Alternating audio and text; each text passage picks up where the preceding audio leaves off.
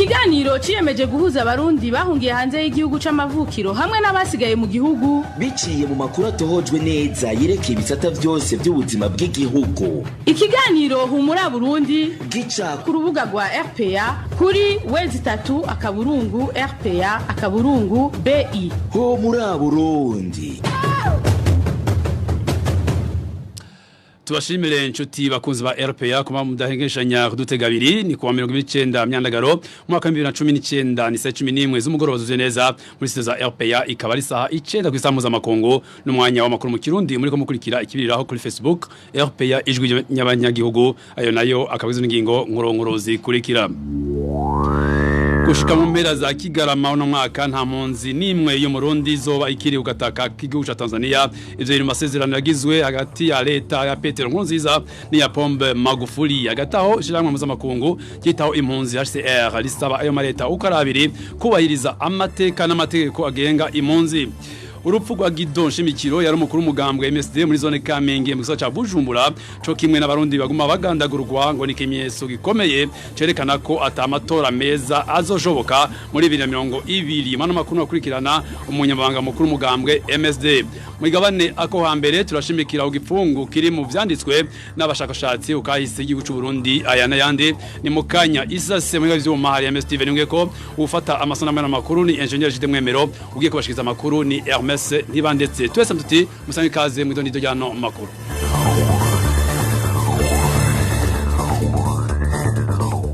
Leka ano makuru tuatangure mu gisata c'impunzi aho uguhungura byanse bikunze impunzi z'abarundi ziri muri Tanzania ngo ariyo ntererano leta Tanzania yemereye leta y'u Burundi kugira ngo berekane ko mu gihugu c'u Burundi yavyagiye amahoro n'umutekano.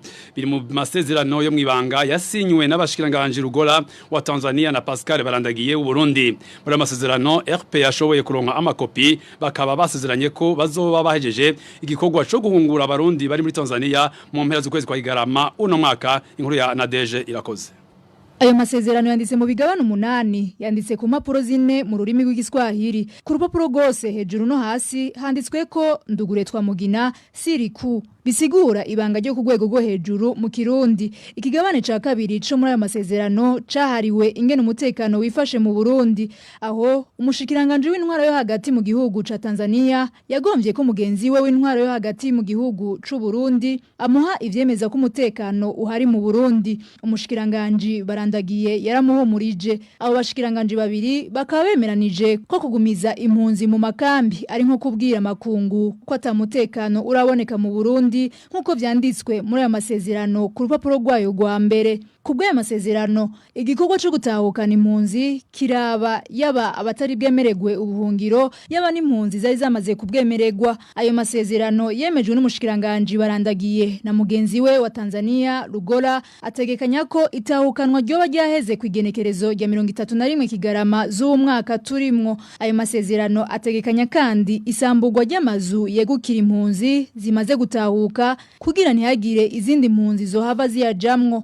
Nkuko ayo masezerano abivuga leta y'u Burundi ivuga ko yiteguriye itahukanwa ry'impunzi mu bijanye n'ibikoresho. Ku ruhande rwa Tanzania leta yemeye gutanga amabus amakamyo hamwe n'imiduga yo kubaherekeza mu gihe RCR yo kuyonjorora muri ico gikorwa cyo gutahukana impunzi. Vyongeye ico gihugu kirongowe na Magufuli ngo citeguriye gushiraho uburyo bwose bwokenegwa kugira ico gikorwa kigende neza. Komite yashinzwe ishigwa mu ngiro ry'amasezerano igizwe n'abantu 7 babiri baserukira leta y'u Burundi hamwe na 5 baserukira leta ya Tanzania. Abahagarariye u Burundi ni Nestor Bimenyimana arongoye igisata kijejwe itahukanwa y'impunzi mu Burundi hamwe n'icegera ciwe Chantal Hatungimana. Ishira hamwe HCR na wari serukiye n'umwe ifise muri yo komite.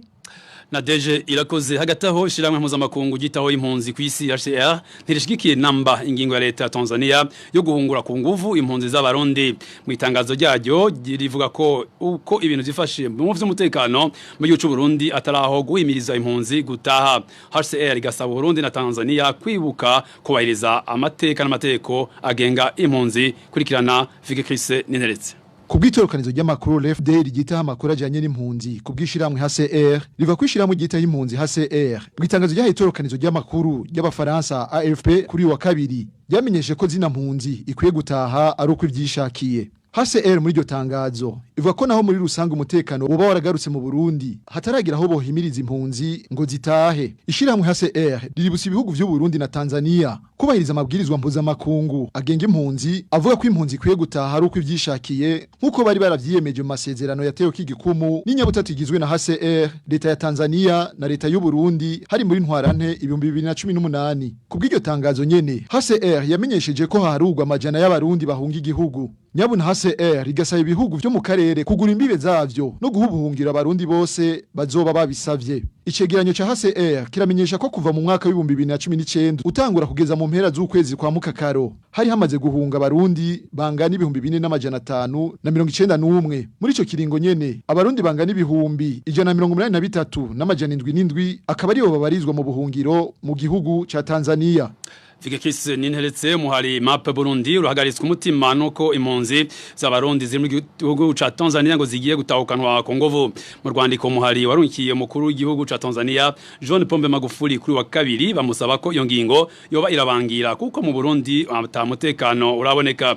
Emery Pacifique Giraneza arongoye uwo muhari avuga ko bandikiye n'ishirahamwe RPA bayisaba gukurikiranira hafi ico kibazo kurusha kurikirana. Emery Pacifique Giraneza twararungitse ikete turungikiye umukuru w'igihugu ca Tanzania tumumenyesha yuko duhagaritswe umutima n'ingingo yafashe yo gusubiza inyuma impunzi z'abarundi bahungiye muri Tanzania. Iyi ikaba yerekeye cane abari mu makambi y'impunzi. Ibi birahagaritse umutima abantu bose bazi neza ibintu bibera mu gihugu c'u Burundi. Turazi yuko abantu babandanya bahunga, turazi yuko abantu babandanya bicwa. Kubw'ivyo twamubwira tuti abanze atenyenye agenze nk'uko Tanzania yamye bigenza, yamye yakira impunzi z'abarundi n'izibindi bihugu ikazihanganira. Turazi ko bitoroshe ariko kurenga amategeko agenga impunzi zigasubizwa inyuma ku nguvu. Twamubwiye yuko bihagaritse umutima abantu batari bake, ariko kandi twanditse n'indi kete turungikira ishirahamwe mpuzamakungu riraba ivy'impunzi, naryo nyene turisaba yuko iki kibazo ryo gifata mu minwe kurusha, kubera yuko mu nshingano zaryo harimo yuko umutekano w'izo mpunzi n'ingene zibayeho muri rusangi ari bibazwa.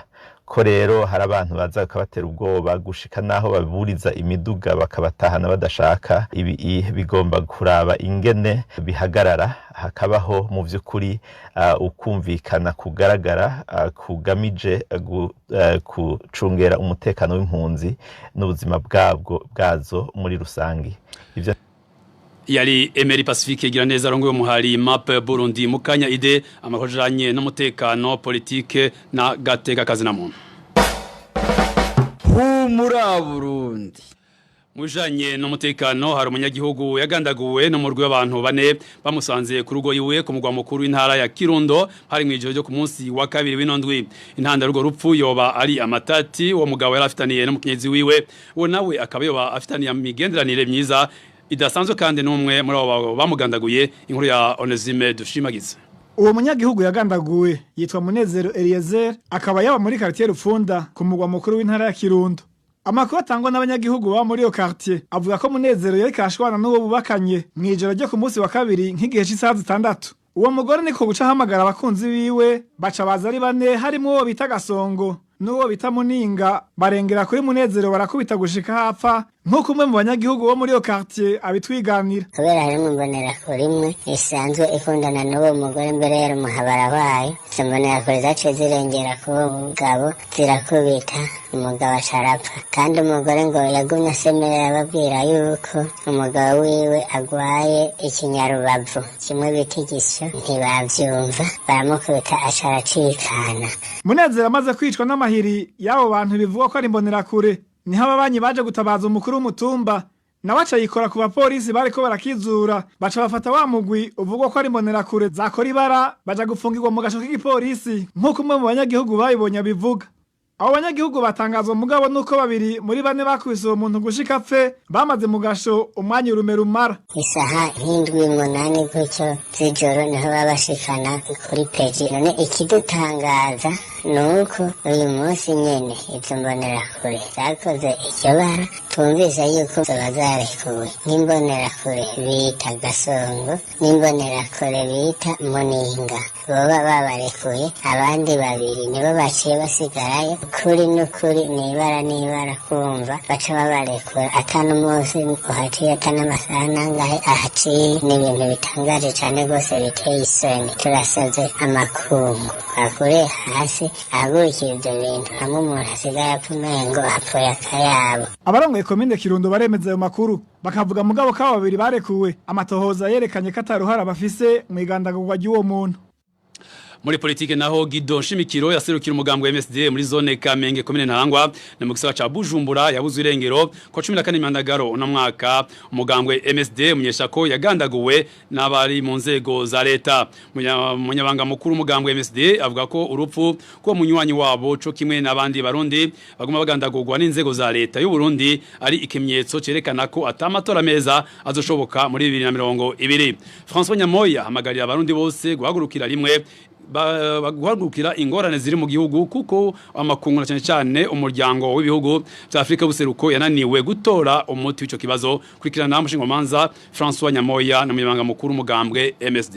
Mukuru umugambwe MSD zone Kamenge yaranyurujwe n'iperereza ry'u Burundi kandi mu byukuri umurazwe nibaje abantu bakora nta nicezere ko yoba akiriho nubundi rero azoba yiyongeye ku barundi isinzi bamaze kugandagurwa n'inzego za leta ariko kandi n'ikimenyetso kushaka kubona no kushaka kumva ko amatora atazoshoka umwaka uza mu gihe iperereza n'igipolisi byihaye uburenganzira bwo kwica uwo bashaka n'igihe bashaka. Ni ukuvuga rero ko abanyepolitike imigambwe abari mu gihugu canke mu buhungiro bariko baritegurira guherekeza iryo nkinamico ry'amatora nibabikora ntibazoba bakoze ikosa rya politike risanzwe bazoba bakoze ikosa ryo gufasha abicanyi kuko ibihe turimwo si ibyo kugwanira imisigazwa y'ibibanza n'ibihe byo kugwanira gukiza abarundi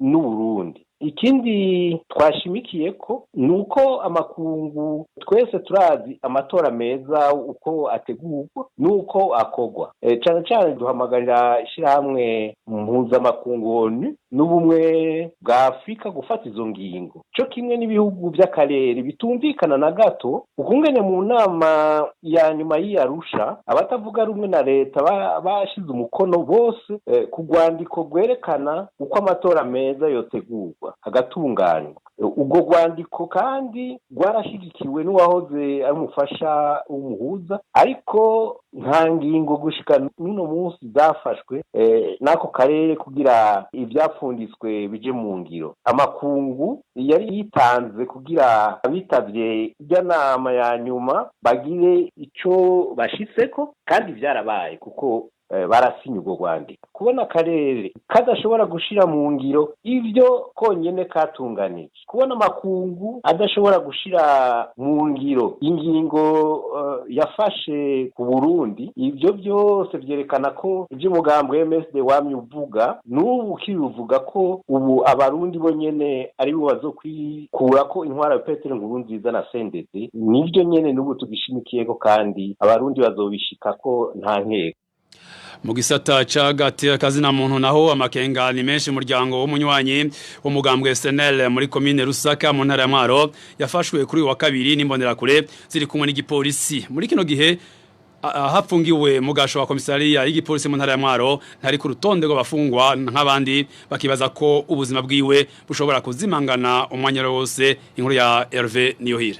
Etienne Gahungu wo ku musozi Kiyege muri komine Rusaka mu ntara ya Mwaro yahoze mu gisikaye ca kera niwe munywanyi w'umugambwe SNL yafashwe n'igipolisi kiri kumwe n'uwitwa Regis Batazira komisari gifyesi imbonerakure yo muri yo komine nk'uko amakuru atangwa namwe mu muryango wiwe abivuga. Etienne Gahungu yafashwe nk'igice isaha 10 z'umuhingamo kuri wa kabiri akuwe aho yarateramiye mu kabare. Ico gihe nk'uko amakuru abandanya bimenyesha yaciye ajanwa gufungirwa mu gashoka komine Rusaka runaka imbere yuko igipolisi c'iperereza kija kumukurayo. Kuri uyu wa gatatu bamwe mu muryango wiwe baramenye ko wabo afungiwe muri komisariya y'igipolisi Imwaro. Igiteye amakenga aho umuryango wiwe nuko gushika ubu uwabo ataramenyeshwa ico afungiwe. Ikindi naco nuko afungiwe atari ku rutonde rw'abandi banyororo, bagatinya ko umwanya n'umwanya ubuzima bwiwe bushaka kuzimangana narijya zimwe mu mbonera kure ngo zari zigize imisi zimuhigira ko zizomukorerako. Kuri ivyo twarondeye Mugande Nikeze arongoye igipolisi c'iperereza mu ntara ya Mwaro kuri telefone yiwe ngendanwa aje kumviriza ico twamuronderera, yaciye aducira kuri telefone.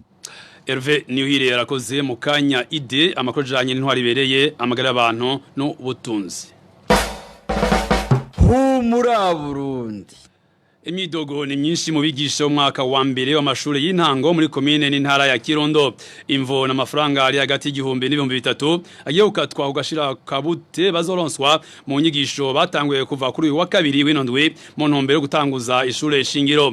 Abo bigisha bagasaba ubushiranganje bw'indero gukurikiranira hafi ico kibazo. Inkuru ya Walter Kwizera yimenyereza hano kuri RPA. Abo bigisha bo mu myaka ya mbere y'amashuri y'intango bari mu nyigisho zateguwe n'ishirahamwe Padesco Shishikara mu ntumbero yo gutanguza umugambi w'ishuri nshingiro mu mashuri y'intango. Izo nyigisho zikaba zizomara imisi 14. Mu gihe abo bigisha bavuga ko habayeho ukwihenda mu bushikiranganje bw'indero mu itegurwa ry'urutonde rw'abazokwitabira izo nyigisho, kubigisha 28 bita maître responsable mu rurimi rw'igifaransa bategerezwa gukurikirana izo nyigisho, ubushikiranganje bw'indero bwasohoye urutonde rw'abatarenga indwi. Ivyo byatumye abayobozi b'indero bo mu ntara no muri komine Kirundo bafata ingingo yo kugabanya agashiruka bute kagenewe abasanzwe bari kuri urwo rutonde rwari rwasohowe kugira bashobore guhemba abo bandi batari ku rutonde rwatanzwe n'ubushikiranganje bw'indero. Bikaba byatumye haba imyidogo mu bandi bariko bakurikirana izo nyigisho. Ivyo biruko mu gihe ubutumwa bwavuye mu bushikiranganje bw'indero bwavuga ko abatari kuri urwo rutonde botaha hakazotegurwa izindi nyigisho kuri bo hanyuma. Umwigisha wese yitavye izo nyigisho akaba yandikiwe agashiruka bute kangana n'ibihumbi 25 ku munsi. Bashe basaba ko umuntu wese yaje mwiyo formation baza baramukurako amafaranga kugira babandi amahera y'abadahari bace bariho nabo bigisha. Habo babwira ngo muzotanga 1000,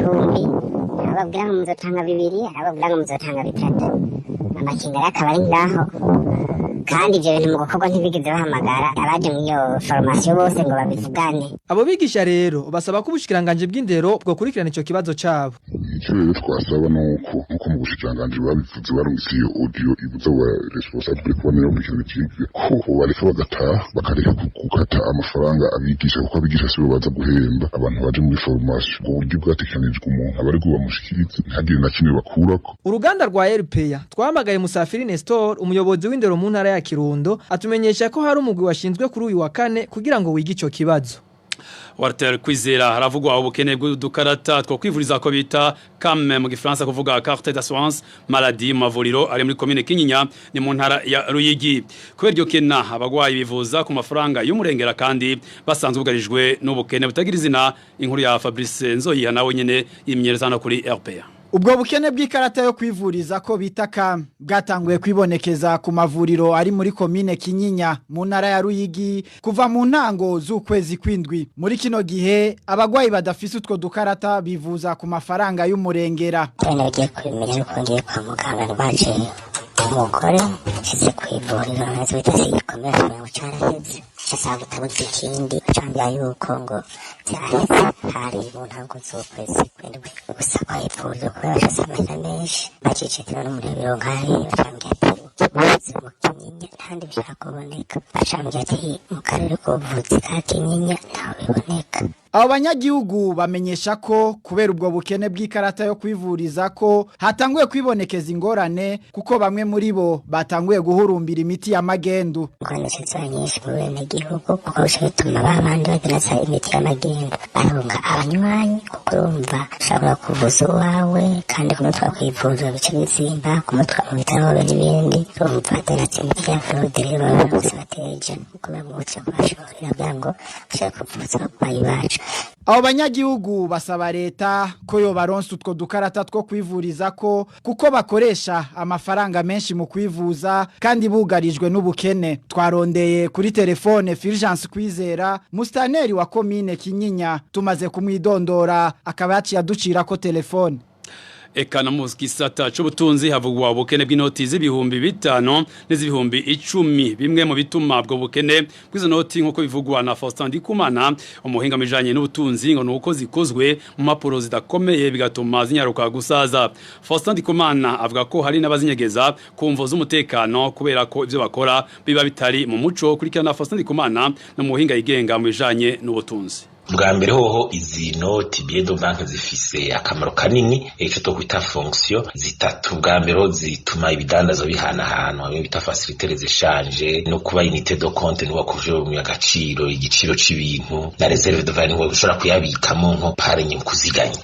Muri ico gihero kandi yajya manoti naco bita monnaie fiduciaire ni bipapuro tegeza guhingwa ku buryo bidasubirwamo bishobora gufasha izo fonction zatumvuze. Nico gituma rero usanga izo noti zikore hanze ugasanga ari nazo nyene zirazimvye ugasanga zisaba amadovize kugira zikogwe kandi noneho rero niyo udakoze izikomeye cyane kumbure zisaza n'ingoga bisakuza cycle de viande ugasanga ni ntoyi ugasaba kuzo uraziramplace nazo nyene rero urumva ni kidandazwa kigugwa kikaza kirahera kikadandaza iyo zibuze kenshi bikunda guhera iyo hatawuza hari ibintu by'amatransaction illicite abantu ugashabuza barakorera ibintu mu kinyegero bigashabiza bimwe bya tesorisation amahera ugasanga mwaranyegejwe ugaca usanga nk'ibita circulation fiduciaire horo banki nini no kuvuga amahera atari karabonekera mu mabanki canke abantu bagabo batinye yuko babona amavuma ku makonte bimwe bahunga amakori canke vya blanchiment abantu bafise nyera amafaranga ataba tomo yavuye amahera kama ariko arasirikira atabonekera mu mabanki ugaca usanga za banki centrale ntiziyabona birashobora kuzana ingorane mu gufasha muri ako kazi cyane ko mu secretary banki rawazikenewe cyane mu bigo by'iterambere bibabizwe. Nico gituma rero umuti w'ivyo nuko haba komande y'amabiye akomeye ashobora kuramba agakora ku kazi neza kandi igindi nuko ibintu vya confiance vyo gushobora kugira abarundi benshi ntibaze barakorera ibintu mu kinyegero n'amategeko harakorusha ibintu kugira abantu ntibihutire kuza baraja mu kinyegero n'ivyo amatransaction illicite rimwe twavuze ko abantu bavuga ati c'est national de l'enseignement financier yuko ifasha mu kugwanya ibintu nka bene ivyo yuko abantu hakugira iyo tendance yo kunyegeza amahera cyane nko ma context nka bene hari nk'ibihe bya politique bikomeye ugasanga abantu ntibizera ukora ubuzi cyane kwerekana ibyo ariko barakora ivyo rero ni ibintu bitegeza kwicarirwa mufate muri iyo nzira kugira bishobore gutora inyishu. Yali Faustin Ndikumana muhinga yigenga mujanye n'ubutunzi twibutse ko ano makuru mushaka kuyasanga ku mbuga ngurukana ubumenyi arizo YouTube, SoundCloud, Twitter no kuri website akaburungu RPA kalungu.be. Ano makuru kandi mwashobora kuyasaba kumuce ku murongo wa WhatsApp akameso guteranya 99 151 amajana 254 n'amazana 348 uyu mwanya wahariwe ikigabane ako hambere uno munsi tukabashikiriza igifungu kiri mu vyanditswe n'abashakashatsi kubijanye na kahise ku Burundi. Igabane ako hambere mwagitegurira na mugenzi wacu Innocent Valentin singira nkabo.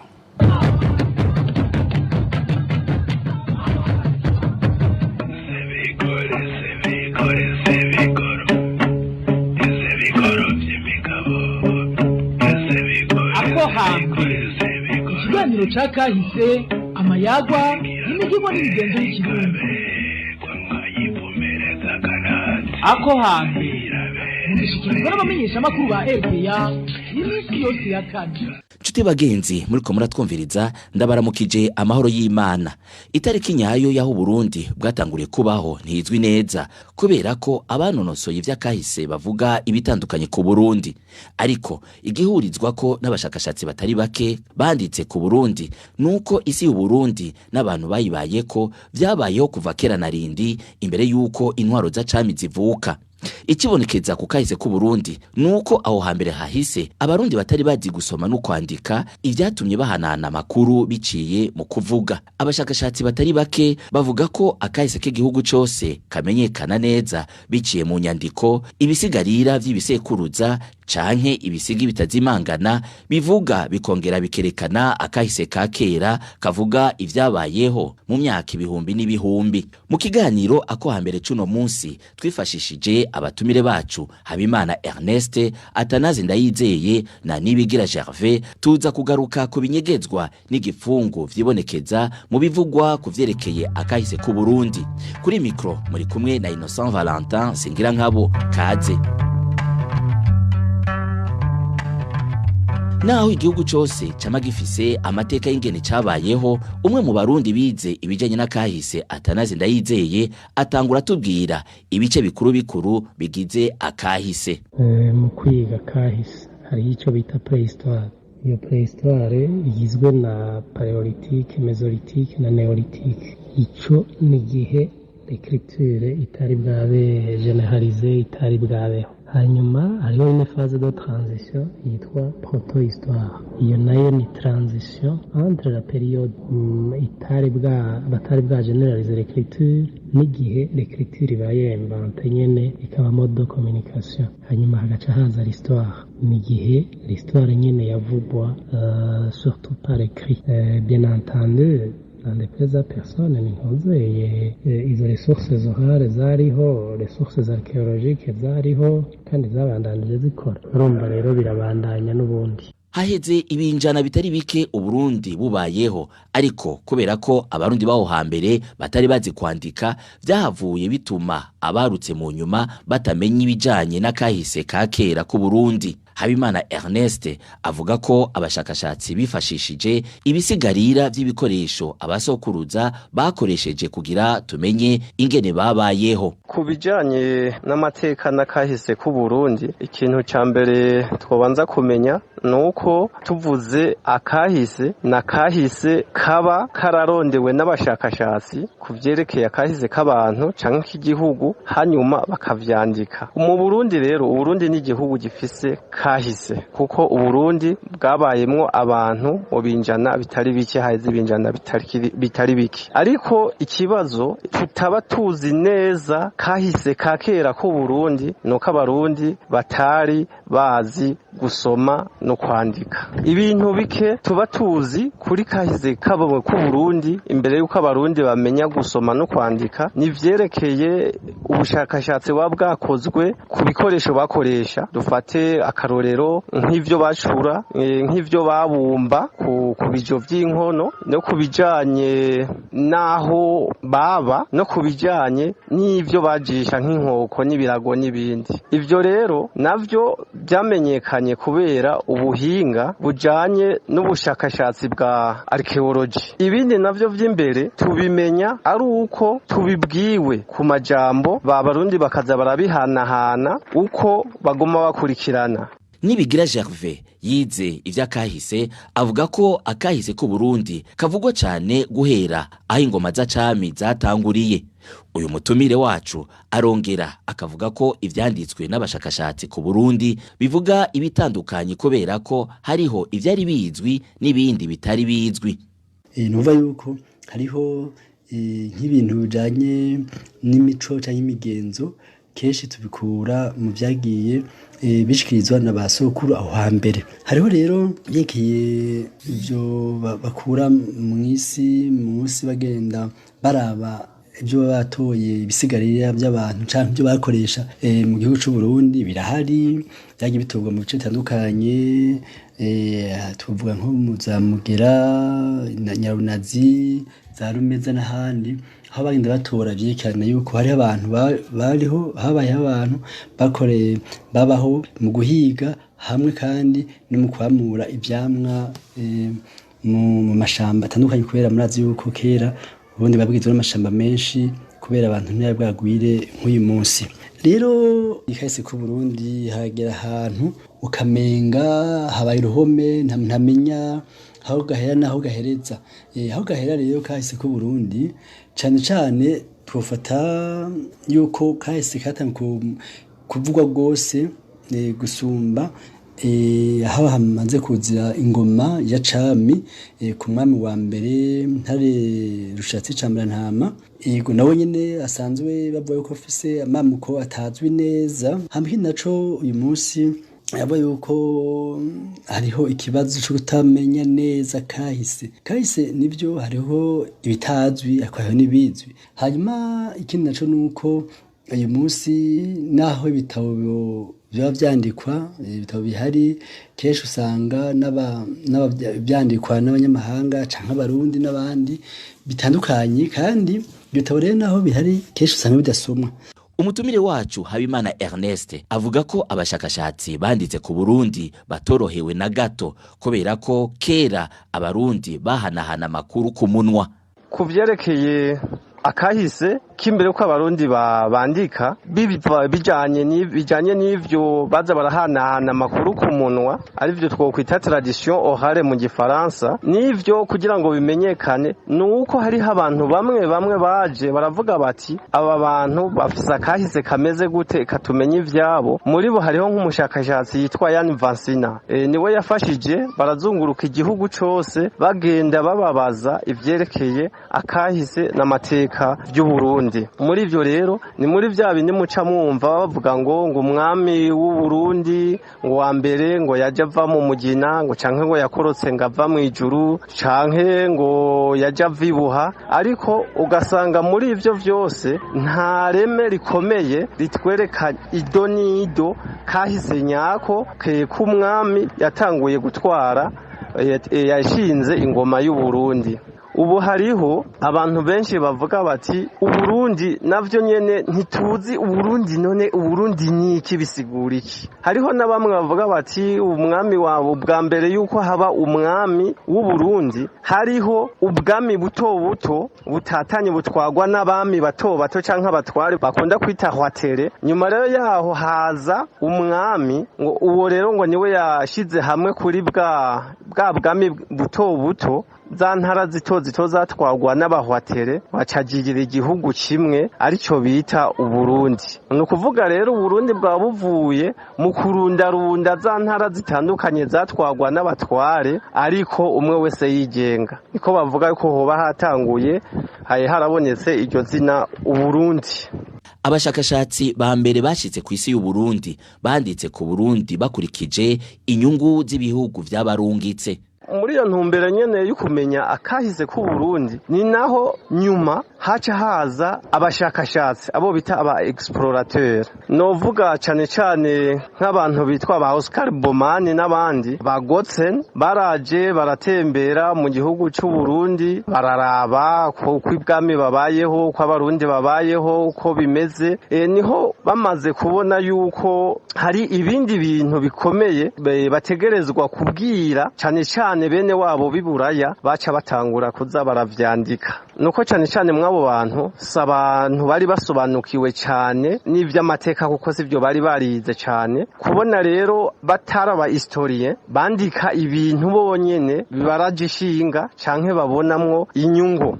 Mu nyuma rero yabo ba explorateur haciye haza aba missionari. Mwabo ba missionari abarungiswe na Cardinal Ravigeri, abapatiri baba bafise igitabo misi yose bandikamwo ubuzima barimwo aho bari ku mamisiyoni. Ivyo rero bariko baravyandika vyarafashije cane kumenya amateka y'ico gihugu. Inyuma rero yabo bamisiyonere hariho abandi baje arabashakashatsi, kandi muri abo harimwo abarundi cane mu gihe novuga twari tumaze kumera nk'abegera ubu vuba na vuba mu gihe cyo kwikukira. Hariho rero abashakashatsi b'abarundi batereye agacumu k'ubumwe mu kwandika amateka y'u Burundi, nka Musenyeri Andrea Makarakiza, Jean Baptiste Ntawukaja, Emile Mworoha, Joseph Gahama hamwe n'abandi. Abo baratereye cyane barandika ku vyerekeye amateka akahise ku Burundi. Ivyo nivyo tuba dufise kugeza ubu, tugafata bimwe vy'amatradition orale baguma bahanahana ku munwa.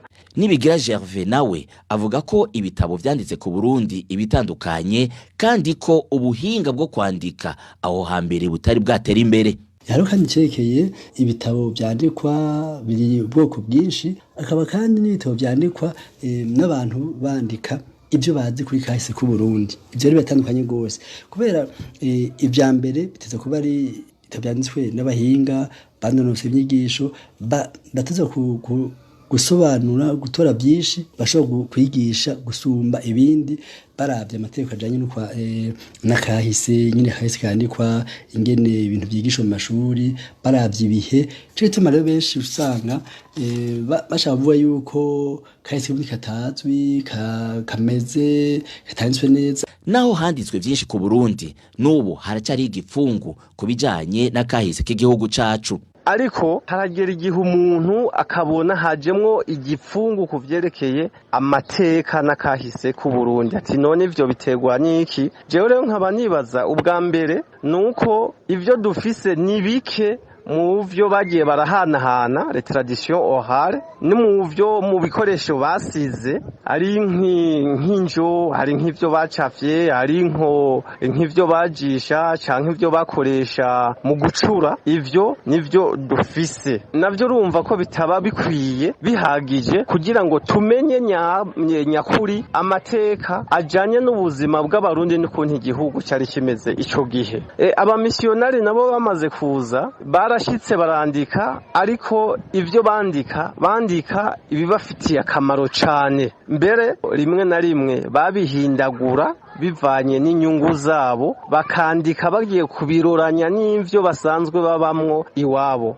aho no guhanka akarorero uko baje bagafata amoko abahutu abatutsi abatwa bariko barakoresha ivyo bari bagendera ko kera iwabo cyo bitare teori dogobino bakabizanira akaba ari byo bakoresha bakaca babishira mu barundi kugira ngo abarundi babace imwo imigwi amateka aratwereka yuko abahutu n'abatutsi n'abatwa mu Burundi batabaho ari ibintu bazanye vy'amateori kuko abarundi bose bavuga ururimi rumwe basenga Imana imwe bafungura kumwe muri make basangiye akaranga nabo bantu yo bameze uko babasangiye n'ubwoko nuko rero banka yuko cyane ko hariho bimwe barabinyegeza ibindi ntibashaka ko bivugwa ibindi ntibashaka kuvyemera yuko ari byo Nibigira Gervais na Habimana Ernest baratubwira icokogwa kugira ngo abana b'u Burundi bazokwaruka mu myaka iri imbere bazomenye neza ibijanye n'akahise k'igihugu cabibarutse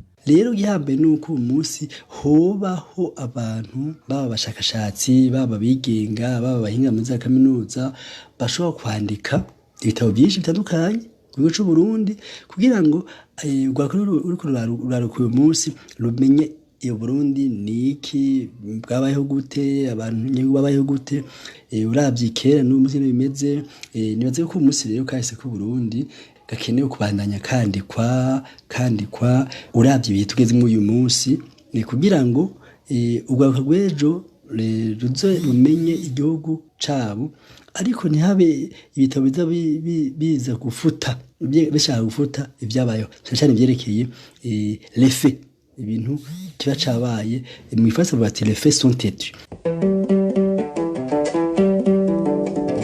Humbure sinone ivyo ico cijiji cyo hava gute kugira ngo kihave nuko abashakashatsi boguma bashakashaka abandika bakandika hanyuma shakashatsi bakarondera akahise bidegemvya atagisure kibariko ku buryo uzosanga abanyagihugu bagerageje bakamenya amateka nakahise ku Burundi. Chuti bagenzi muri ko muratwumviriza mwumvise ko ibijanye nakahise ku Burundi bivugwa kandi vyanditswe ugutandukanye aho gushika no munsi atakuri nyako kuriho mu vyanditswe kubijanye nakahise ku Burundi.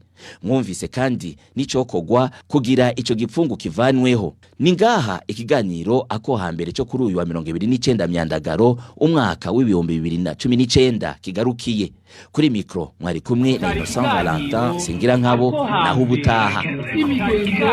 Amayago n'imivugo yabo hambere ibiragaro amayago n'imivugo yabo hambere ibiragaro akoha